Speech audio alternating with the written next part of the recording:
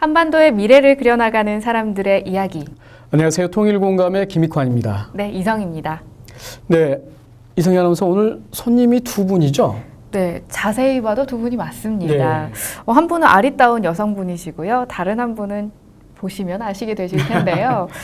의학 공부로 통일 준비를 하시는 분이십니다. 탈북 의대생 조수아 씨 자리에 오셨습니다. 안녕하세요. 안녕하세요. 안녕하세요. 네, 반갑습니다. 한눈에 봬도 지금 개월수가 상당해 보이시는데 몇 개월째 되셨나요? 지금 임신 8개월째 되고 있습니다. 네. 8개월인데 이게 몸매가 상당히 아름다우신데. 배를 안 보면 임신하신지 좀 모를 것 편하게 좀 같아요. 앉아주세요. 편하게. 원래 이보다 더 편하게 앉을 수 있는데 예. 지금 좀 그래도 첫 아이인가요? 아니 둘째입니다. 날이 더워져서 사실 이제 조금 돌아다니시는 것도 상당히 힘드실 텐데 제작진이 조수아 씨를 찾아뵀을 때 예. 학교에서 공부를 하고 계셨다고 들었거든요. 뭐 아무래도 여기 와서 공부하다 보니까 지금 대학원에서 또 이렇게 의학 공부를 하고 있는데 쉽지가 않습니다. 공부만 하더라도 사실 쉽지 않은데 아이까지 이렇게 하시려면은 아이는 뭐 어떻게 하시나요, 그러면? 어린이집을 보내는데 아침에 한 7시 정도에 이렇게 그 가정 어린이집에 보내면 저녁에 한 7시 반에 또 데려오고. 근데 동네가 아니고 좀 차로 한 3, 40분 되는 거리에 보내다 보니까 네. 늘 마음이 좀 짠할 때도 많습니다. 엄마한테 떨어지려고 하지 않거나 뭐 그러진 않아요? 뭐 안 가려고 막 생떼 쓰기도 하고 아침에 어쨌든 한 5시 반에 애를 깨워가지고 치카치카 시키고 뭐 세수시키고 뭐 옷 입히고 뭐 그러면 때로는 안 가겠다고 엄마가 같이 있겠다고 그러면 또 그냥 조용조용 얘기하면 안 들을 것 같아서 그냥 또 북한 얘기가 또 자연스레 나오게 되고 어떻게 말씀하시나요? 또 이렇게 가야 어린이집도 잘 다니고 이래야 군대 갈 수 있고 또 통일됐을 때 엄마 고향에도 가서 또 할아버지 할머니한테도 이렇게 씩씩한 모습 보여줄 수 있지 않냐 이러면서 그리고 군대 가려면 남자는 자고로 군대 가려면 이렇게 모든 일에 적응을 잘해야 된다 이러면서 용기와 힘을 또 전해주죠. 아이가 몇 살입니까? 만 3살입니다. 43살이요? 43살에 군대 이야기를 하면 어떤 반응이에요? 그냥 밥 먹을 때도 밥을 안 먹으면 너 이거 안 먹으면 군대 못 간다? 그리고 남자는 자고로 태어나서 군대를 안 가면 사람이 아니다? 이런 식으로 얘기하면은 꾸역꾸역꾸역 안 먹다가도 눈물 뚝 떨고 나가도 사나이는 눈물을 그렇게 많이 흘리면 안 된다? 이러면서 강한 해서 아빠는 옆에서 어이없으니까 그냥 야 아이를 뭐 지금부터 군대를 가도 특공대를 가야 이건 남자가 제대로 남자 자존심을 보여주는 거다 이러면서 그래서 우리 집은 모든 그 말과 행동은 다 군대 규율 그래서 질서 정연하게 정리해도 이런 걸 해야 군대 가서 네가 모범생이 될 수 있고 나라 민족을 지킬 수 있고 이런 식으로 시작을 합니다. 또 마음 한편으로는 아이에 대한 미안한 마음이 있기 때문에 이렇게 오히려 더 강하게 하시는 거라는 생각이 드는데 제가 북한에서도 의사라는 소식을 제가 들었는데요. 생활이 어떠셨나요? 아무래도 뭐 부모님을 잘 만난 덕분에 그래도 저는 그 북한에서 나름 상위 1% 안에 드는 그래도 고위층에서 뭐 잘 먹고 잘 살고 또 부모님 덕분에 출신 좋다 보니까 아무리 공부를 잘 해도 대학을 못 가거든요. 그래서 대학도 의과대학도 졸업하고 또 군의관으로 또 북한 군에도 이렇게 의사로서 군대에서도 좀 나름 장교 생활도 하고 근데 워낙 서민들이 사는 삶이 우리는 이렇게 잘 먹더라도 환자들이 이렇게 들어올 때는 아픈 환자가 들어오지만 나갈 때는 웃으면서 나가는 환자들도 보잖아요. 그럼 그때는 그분들이 선생님한테 또 외과 의사를 했었어요. 그러니까 고생 많이 하셨다고 이렇게 뭐 뇌물 같은 거, 뭐 떡 같은 거, 뭐 이렇게 밥 같은 거 해오는 거 보면 그래도 성이라고 해오지만 그래도 이렇게 막 풀 이렇게 정성껏 해가지고 막 토끼풀 세트라고 있어요. 그거를 막 짓지어가지고 떡을 옥수수 가루 얼마 정도 섞어가지고 떡이랑 해다 주고 그러면서 그런 걸 보면은 참 북한 사람들의 삶을 보는 거죠. 그래서 나름대로 한국에 와서 또 생각해 보니까 그 땅에 있을 때는 잘 몰랐는데 그런 걸 피부로 느끼지는 못했는데 와서 살아보니까 그런 것들이 많이 생각이 나요. 네. 그 얘기를 들어보니까요. 그 북한에 계실 때 상당히 그 가정 환경도 괜찮고 그리고 상위 1%라고 하면 상당히 고위층에 해당이 될 텐데요. 근데 조심스럽지만 이게 좀 탈북하신 계기가 있으실 것 같은데. 그러니까 뭐 진짜 탈북이라는 그 단어가 어떻게 보면은 익숙할 수도 있고 또 이렇게 섬찟할 수도 있는 단어인데요. 북한에서 이렇게 식량난이 워낙 급하다 보니까 이렇게 사람들이 찔 수 있는 곳, 그러니까 생계를 위해서 찾아 떠날 수 있는 곳이 중국밖에 없었어요. 그러니까 강 하나 사이에 두고 또 그 호기심에 이웃 나라인 중국에 갔다 온 분들의 얘기를 들어보면 우리가 교과서에서 들었던 것들하고는 너무 대조가 되는 거예요. 그러니까 뭐 북한을 떠난, 그러니까 뭐 우리나라 사회주의가 전 세계에서 제일 잘 살고 정말 뭐 위대한 조국이고 장군님의 탁월한 영도 이런 얘기만 많이 듣다가 그분들이 얘기를 들어보면 한편으로는 거짓말 같기도 하고 진짜일까? 가짜일까? 근데 왜 이 사람들 자꾸 드나들지? 이런 의문이 자꾸만 들 정도로 그리고 저희가 또 의과대학 생활할 때도 워낙 매체를 많이 보잖아요. 그러면 궁금한 것도 많고 예를 들어서 뭐 남한의 대학생들이 월사금을 못 내서 지금 아나운서는 그러죠.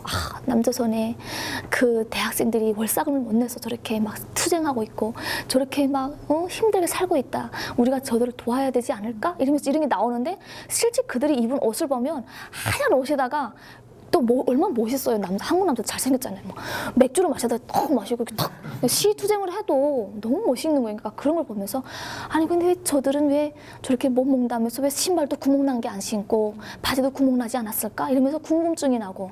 근데 저희는 그 불이 없어가지고 워낙 새까만데 중국이라는 나라는 진짜 밤만 되면 천국 같아요. 막 빨간 불, 파란 불, 노란 불 매일같이 어서 오라고. 그러니까 궁금하죠. 저 한창 20대에 막 열정에 불타 막 피가 끓는 그 나이에 호기심이 한창 들 때 친구들 따라 우연히 중국 갔다가 뭐 결국은 좀 뭐 사연이 좀 있는데 중국에서 또 방랑 생활을 그렇게 또 시작했죠. 그다가 근데 한국에 오셨을 때 보통 한국에서 의사 하면은 굉장히 어려운 공부잖아요.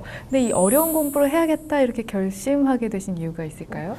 뭘 해야 되나 그래서 많이 좀 절망하고 고민하고 이렇게 몇 달을 알바도 하고 노가다도 하면서 생각했는 게 주변에서 그래도 북한에서 의학 공부를 했는데 그거 한번 도전해보지 않겠냐. 근데 제가 한국에 왔을 때 나이가 29이었어요. 가지고 나이도 많이 처먹었는데 내가 이 나이에 무슨 공부를 하겠냐. 솔직히 20대도 아닌데 그리고 애들하고 연령대를 비교해도 한 8년, 10년 차이가 나잖아요. 그래서 되게 고민을 많이 하다가 생각해낸 게 내가 또 제일 잘할 수 있는 게 의사하고 또 정말 하고 싶은 게 의사였어요. 그래서 북한에서의 삶이 어떻게 보면은 많은 분들에게 제가 이렇게 미안함도 있고 왜냐하면 말이 의사지 솔직히 사회주의사에서 의사라는 거는 당에서 일직선상으로 그냥 지시받고 하다 보니까 그렇게 의사로서 좀 양심적인 인간은 아니었던 것 같아요. 물론 한국의 의사들은 돈벌이를 위한 의사라고 하지만 그래도 이 사회의 흐름에 맞춰서 또 그 사회가 인도하는 대로 가지만 북한은 내 마음대로 하는 게 아니거든요. 오히려 남한보다 더 불법이 더 많고 남한의 의사들보다 더 비양심적인 삶을 살았던 게 더 많았던 것 같아요. 그래서 의학 공부를 도전했는데 이게 북한에서는 러시아어로 의학 공부했거든요. 네. 그러니까 뭐 암이라 그러면 여기서 캔서 이러면 우리는 칸체르 뭐 칼시노마 우리는 까르지노마 이렇게 그래서 용어 자체가 발음 자체도 그렇지만 용어 자체도 많이 어렵고 또 그리고 거의 한글 영어로 많이 배우다 보니까 남한의 용어를 접하는 게 너무 힘들고 엑스레이나 MRI나 CT나 이런 그런 장비 그러니까 최첨단 장비들이 별로 없어요. 워낙 전기가 없다 보니까 엑스레이 하나 찍는 것도 정말로 뭐 녹이 다 쓸어가지고 그래서 공부를 하는 게 그렇게 쉽진 않더라고요. 그래도 한번 도전해보자 그래가지고 도전장을 던졌죠. 던져서 거의 지금 아직까지도 공부를 하고 있어요. 그럴 때 생각나는 게 가족이잖아요. 한국 생활하시면서 북한에 계시는 가족들 생각 많이 나실 것 같거든요. 많이 나죠. 뭐 공부를 잘해서 장학금을 타도 뭐 누가 등을 다독여주는 사람이 있나. 그렇다고 뭐 공부를 하다가 너무 힘든데 기대고 싶을 때도 있잖아요. 그럴 때도 많이 생각나고, 특히나 명절이 다가오면 막 충동적으로 막 부모님한테 가고 싶은 마음도 있고 많이 힘들죠. 근데 이 땅에서의 삶이 이렇게 정말 뭐 이렇게 뜬 소문처럼, 과장된 소문처럼, 아, 한국 가면 돈도 많고 뭐 뭐든지 다 잘 될 수 있다는 그런 브로커들의 소문과 달리 너무, 원래 이 땅의 원주민들도 힘들잖아요. 근데 저희 같은 이방인들이 와서 정착하는 게 쉽진 않단 말이에요.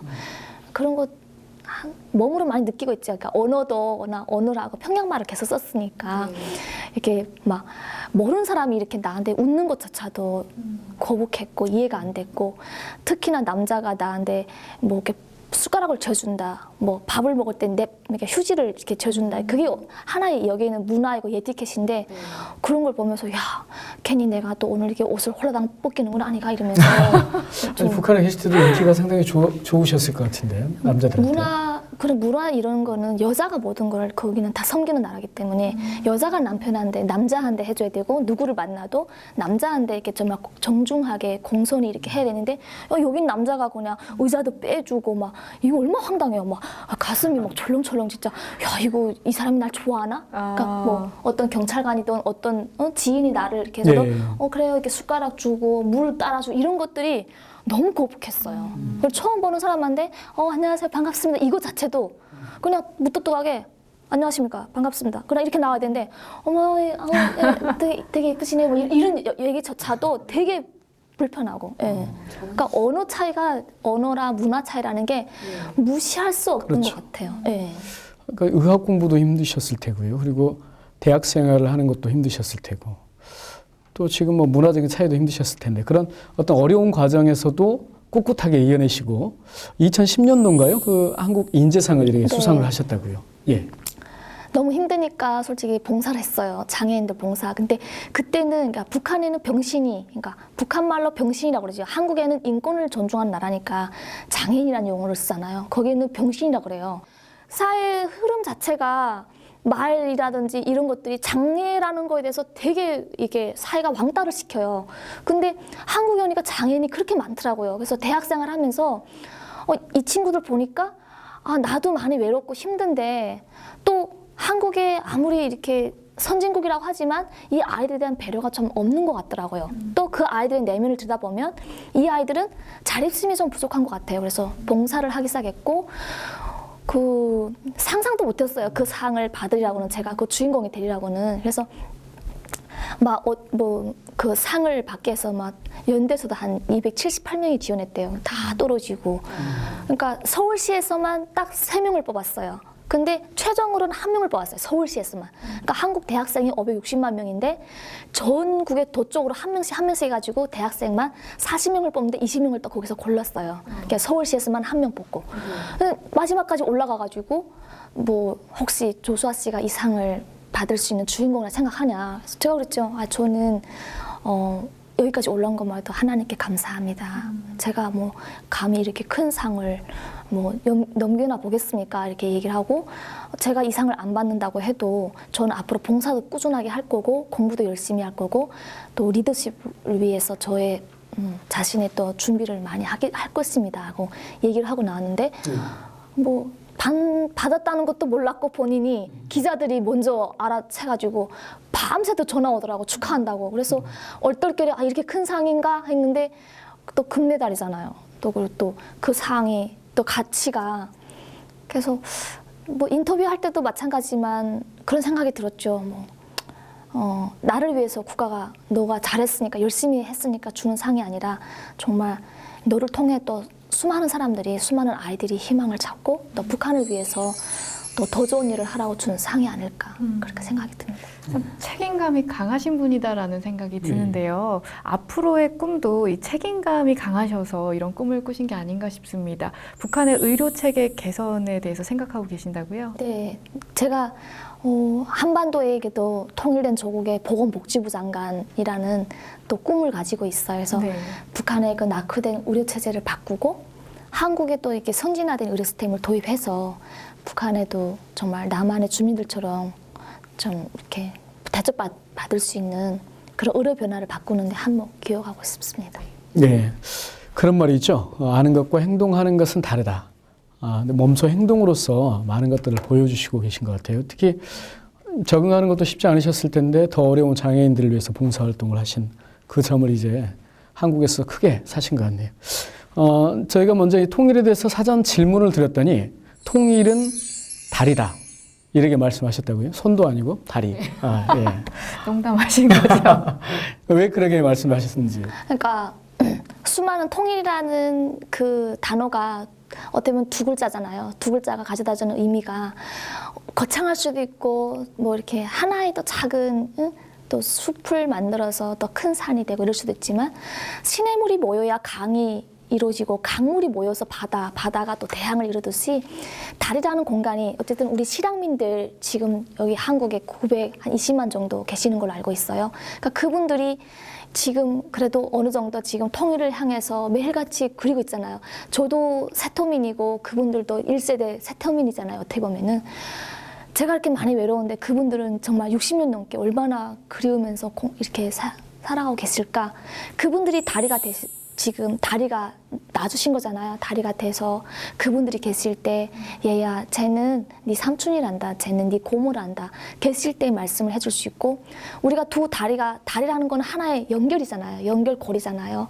그 다리라고 있을 때 통일은 다리가 놓아졌을 때만 건너갈 수 있는 거고 오갈 수 있는 거잖아요. 통일의 다리가 놓아져야만이 갈 수 있는 거지. 다리가 없이 판문점이든 우리가 그 임진강을 건너서 북한까지 갈 수 있는 거는 그 다리가 놓아지고 철길이 놓아지고 육로가 놓아지면 어느 땐가는 자연이 남과 북에 합쳐지지 않을까요? 그런 마음에서 통일은 다리라고 생각해요. 네. 손보다는 다리가 더 낫겠습니다. 혹시 그러면 통일이 빨리 돼야겠어요. 실향민들 계실 적에요. 네, 계실 때 되는 게 맞는 네. 것 같아요. 또 현재 백인 클럽으로 저희 국민통일방송과 함께하고 주고 계시는데요. 외부 정보를 북한에 전달하는 게 어떤 의미가 있을까요? 통일 준비하는데. 아마 그래도 거기는 워낙 이렇게 폐쇄된 사이기 때문에 이게 들어가서 처음에는 긴가민가 의심을 할 수 있지만 듣다 보면 이게 자연스레 흡수되지 않을까. 그래서 이 정말 어떻게 보면은 하나의 주파수가 그 안에 들어가서 또 더 많은 곳에 전파되면 그분들도 통일됐을 때도 부담스럽지 않고 거부감 없이 받아들일 수 있지 않을까 그런 생각이 듭니다. 마지막으로 방송을 통해서 북한에 계시는 가족 혹은 친지들에게 메시지 전해주신다면요? 물론 이 자본주의 사회에서 살아가는 게 솔직히 쉽진 않은데 그래도 이 사회는 노력한 것만큼 내가 또 잘 살 수 있고 그건 확실하게 보여요, 진짜. 그러니까 부모님께도 정말 부끄럽지 않는 딸이 되고 싶고 또 고향의 친구들한테도 동료들한테도 나도 남한에서 정말 열심히 통일을 위해서 이렇게 준비하고 있고 통일을 위해서 열심히 이렇게 주먹을 불끈 쥘 테니까 힘들더라도 우리 곧 통일은 올 거니까 북한의 친구들도 더 힘을 내서 또 북한에서 건강하게 아프지 않게 통일되는 그날까지 함께 했으면 좋겠습니다. 네. 의사 되시고 나서 아마 통일이 되면 하실 일이 훨씬 더 많이 있으실 것 같아요. 예. 현재 하시는 노력이 꾸준히 이어져서 말씀하신 것처럼 통일의 다리가 큰 역할을 할 수 있기를 바라봅니다. 그리고 출산일은 언제입니까? 8월 지금 예정일은 한 20일 정도 되는데 8월 20일 좀 이요? 땡겨질 것 같습니다. 예. 좀 한참 더울 때 이렇게 또 출산하시게 되면 아무래도 이렇게 뱃속의 아기도 남과 북이 만나니까 네. 빨리 세상에 나오고 싶을 것 같습니다. 광복절에 나오지 않을까 싶기도 하고요. 8월 15일. 예. 오늘 아무튼 힘든 자리 해주셨어요. 네. 하여튼 오늘 불편하실 텐데 함께해 주셔서 너무 감사합니다. 예. 고맙습니다. 네. 오늘은 탈북 의대생 조수아 씨를 모시고 통일공감 진행해 봤는데요. 갖은 고난을 극복하시고 또 북한 주민들의 더 나은 미래를 위해서 노력하시는 모습이 정말 아름답다는 생각을 하게 됐습니다. 네네. 오늘 통일 공감은 여기까지고요. 저희는 다음 시간에 다시 찾아뵙겠습니다.